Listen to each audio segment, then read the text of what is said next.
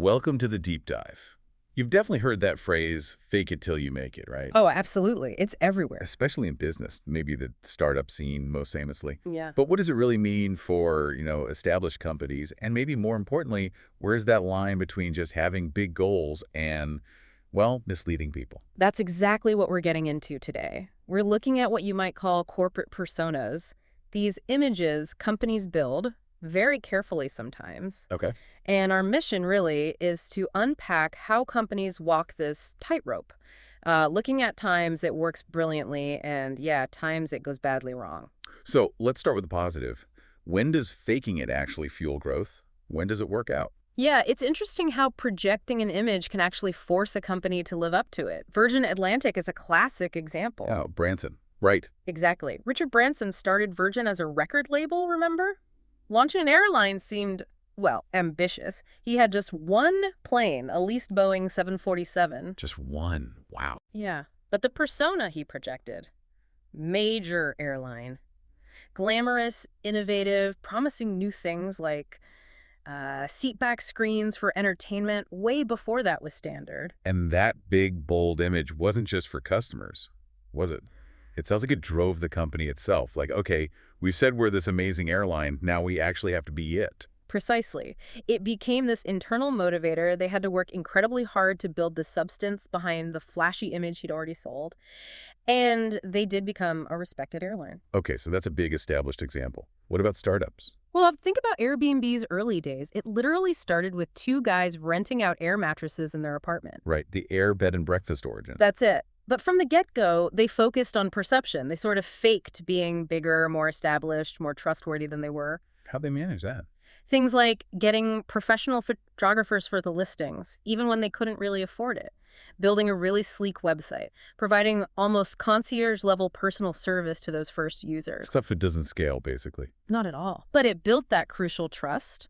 They created the image of a reliable platform and then grew into it. They built the reality to match the initial projection. So the key seems to be backing up the talk eventually. That seems to be the crucial element, building real substance behind the persona. Okay, but here's where it gets, well, tricky, or maybe concerning.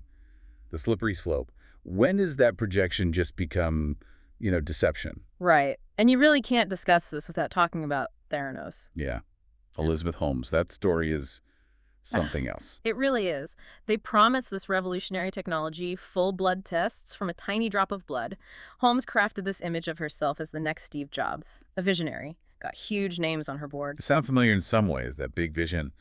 But what was different? The huge difference. The technology never worked as advertised. Unlike Virgin building the airline or Airbnb building the platform, Theranos couldn't deliver the core promise. So the faking it wasn't about aspiration anymore. No. It crossed a critical line when they started actively faking test results, hiding the failures, misleading investors directly about the capabilities. That's not aspiration, that's fraud. And the fallout was massive.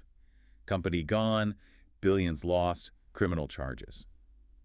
It's a stark contrast. It shows the danger when the fake part isn't about the future vision, but about lying about the present reality. Exactly.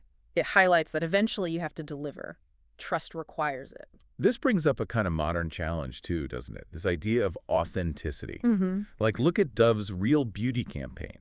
Hugely successful, praised for being authentic, for championing natural beauty against unrealistic standards. Yeah, very impactful campaign. It was also a very carefully crafted corporate persona, right? Dreamed up by marketing teams to sell soap and lotion. So it makes you wonder, what even is genuine corporate authenticity if it's always, to some extent, constructed? That's the paradox, isn't it? It's a really fine line. And then you have companies that play what you might call the long game with their personas. Think about Tesla. Okay, yeah. Musk. Early on, the vision for electric cars dominating, for solar roofs, for energy solutions, it sounded like science fiction to a lot of people. A huge, almost unbelievable projection. And they definitely hit bumps, missed deadlines, production problems. Lots of them.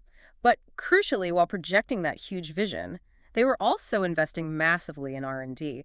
Pouring resources into actually building the technology, the factories, the infrastructure to make it real. So they were faking it in terms of the scale and timeline maybe, but building the substance relentlessly behind the scenes. You could say that. They faced setbacks, sure, but they were fundamentally investing in delivering on the core technological promises, even the really ambitious ones. And eventually, they delivered on a lot of it, growing into that industry-shaping persona they projected years earlier. So it required not just the vision, but immense sustained investment and, well, eventual delivery. Exactly. They bridged that gap between the bold projection and the reality through innovation and capital, not through, deception about the core product like Theranos. Okay, so looking back at everything we've discussed, it really is a spectrum, isn't it? Definitely. From these aspirational visions that, with hard work and investment, actually become real, like Virgin or Tesla, Yeah. all the way to the really dangerous territory of outright lies, like Theranos, and then this murky middle ground of authenticity. Yeah, and it shows that these corporate personas, these projected images, they're undeniably powerful tools. They can motivate internally, attract customers, secure investment. But the make or break factor, It seems to always come down to whether the company builds genuine substance behind the image. Are they working towards that vision, investing in it, making it real? Or are they just pretending? It's about bridging the gap between the story and the reality. it really leaves you thinking, doesn't it? As a Yeah. consumer, as an observer, Yeah. how do you tell the difference? How do you discern between that genuine, bold aspiration and just deception in the companies you deal with every day?